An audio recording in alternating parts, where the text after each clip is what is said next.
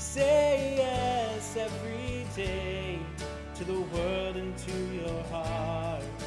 Open up your eyes and let your spirit start. Say yes to the dreams you hold inside. Let your soul be your guide. Yep. Thank you for joining us today for Wednesday Wisdom. Today, we are joined by the amazing Angie Kelson. She is the broker owner of Moapa Valley Mortgage. First off, Angie, thank you so much for joining us. We truly always appreciate listening and learning from you. Now, the format of Wednesday Wisdom is we kind of go to the past, to the present, and then into the future. So let's start with the past. What was the best advice that you received from someone? And please share with us, who was that someone? So I've thought about this question, and I've received lots and lots of words of wisdom, lots. But I don't know that it's necessarily words of wisdom that's made the greatest impact in my life, but the actions that go along with that. And over the years, really, it's the action that pushed me forward. And when I think of people like that, it's my mother that I always think about. Because, so my mom was a single mom. There was 8 kids. And when my father left, of course, my mother was upset and going through the grieving process. And my grandma, who's a very, very strong woman, she said, Janice, you've grieved long enough. It's time to pick yourself up and go to work. And that's well, that sounds like some wisdom right there, right? It is. And so my mom did. She just picked herself up and she went to work. And I watched her. She had to work so hard. She had to work a graveyard shift because at the time, she had 6 kids at home still. And so she had to be a mother during the day, and then she had to work at night. And I just watched her go to work. And then my grandmother, who gave her that wisdom that said, it's just time you pick yourself back up and go to work. My grandma was a very powerful woman, and she was a wife of a farmer. She was a business owner herself. She ran a salon out of her home, and she also had a huge, what I remember most about my grandma is her huge garden. It was like half of her yard was a garden. And so she, worked in her salon all day. She worked in her garden. She kept her house immaculate. And then my grandpa, who's a farmer, farmer is not an easy life. And he spent, the winters were below freezing temperatures. And so I watched him get up every morning before the sun came up because he had to get to the cows to make sure that they were fed and watered. And so my whole life, I've just witnessed people that just had to get up and go to work. And that's what had the greatest impact on me. My grandpa died at the age of 84, and he was still working on the farm. What state was that, Angie? Utah. Wow. Yeah, that's tough. Yeah, that's difficult. And, isn't that interesting, right? I mean, I think all of us, right, we're a product of the past, right? We're a product of what we've witnessed. Whether it was a good thing we witnessed or a bad thing we've witnessed, we're a product of it, right? Because we make decisions of what thing are we going to learn from and what thing are we going to drop because we learned that's not the way to do it, right? Right. So, as you're speaking, I was kind of, almost picturing it, right? I'm almost getting this visual of the farmer and the visual of your mom sitting there trying to figure out what to do, being a mom, now having to take action and figure this out, and then having to raise the children and then go to a graveyard shift. Like, I'm kind of picturing this, and that's remarkable. Now, let's tie to the next question. So based on all of that, right, all of the things that you witnessed, you saw firsthand, that action and those strong women, how have you taken that and applied it to your life? So how I think I've applied that is whenever, like in a downturn in the market, like this year has been slower for, I would say, the majority of our market. And I just, in the back of my head, I always think it's just time to go to work.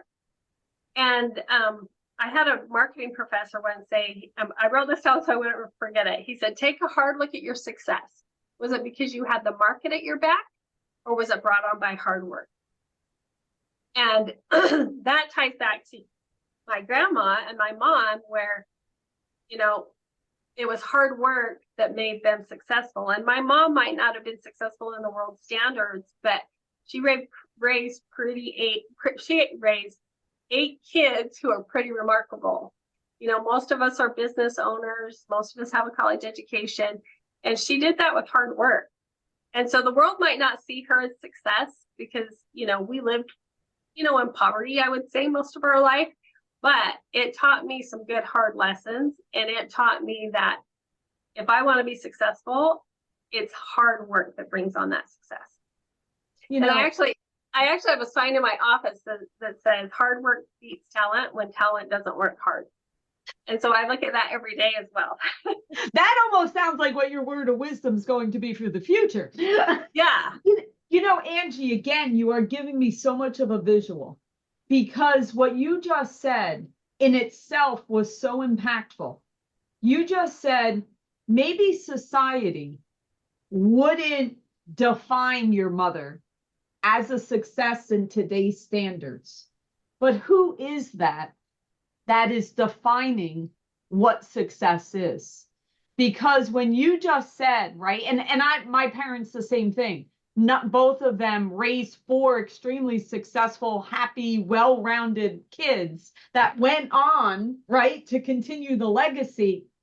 I consider that a huge success. But to standard, no, they didn't own a home. No, we didn't, you know, have the newest, you know, blue jeans at the time, you know, when we were in school or whatever. Yeah. But I definitely would call that a success, just as you would. And what a important lesson for anyone that's listening to this, right? Now, when market gets tough and we go through our ups and downs within that, let's look back a moment and realize, what is that definition of success? You know, before we started recording, Angie and I, we were speaking about grandchildren, and that to us, that's extremely important to us at this stage in our lives. And I know for me, I would take that over any other materialistic thing in my life right now, any day.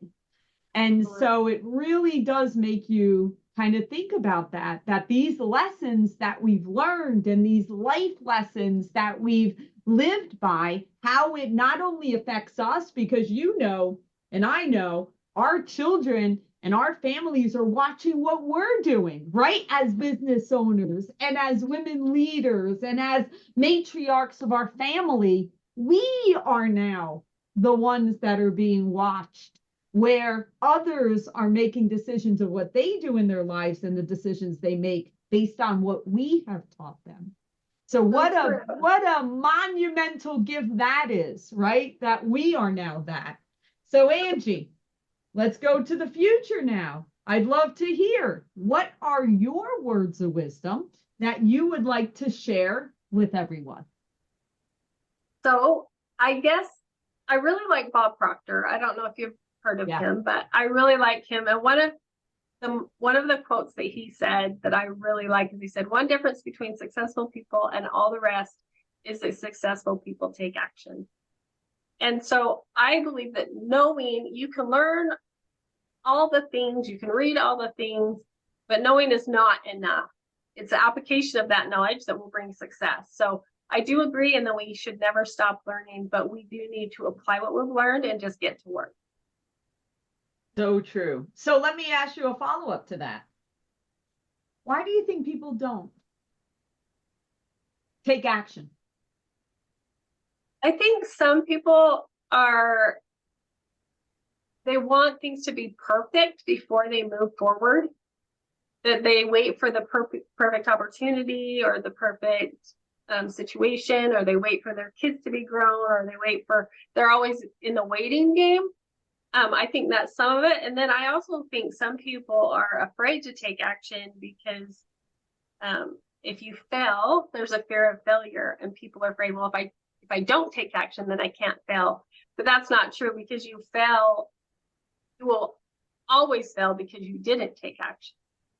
That is correct. And you know, I read something very recently where they were saying that sometimes success can be the enemy. Why? Right? If we go deeper in that, if you think about it, when we're first starting out, what do we have like no one knows us, we're brand new at an industry or a business, right? So we're going to do anything. We're going to make the cold calls, we're going to go out to the meetings, we're going to put ourselves out there, and we're going to do anything to make it happen, right? Because we don't have a choice. We've got a fire in our belly. But then once we're successful, to your point, then you're afraid of failure. Because what if this doesn't work? What if I put myself out there and I say this is happening and then it doesn't go the way it's expected? Everybody now knows me, or now everybody's expecting a certain outcome based on my past that I have had. And they say that it's actually harder to make those moves once you've had a little success. If you haven't had any success, you're like, well, I've got nothing to lose, right? I'm just going to do it. I'm going to get to work. So sometimes it's harder for people that have had a little bit of a taste of that because they're afraid to fail. But listen to Angie and all of her words that she just said about just getting to work and taking action, because even if we don't have the outcome we expected, we've still learned and we still grew and we still took action, which made it a success, regardless of the outcome. Well, Angie, my dear, thank you so much. As always, I could speak to you all day long. Thank you for sharing your insights, your wisdom, and you've given us so much to think about, and we wish you all the best always. Thank you, Laura. We'll talk to you later.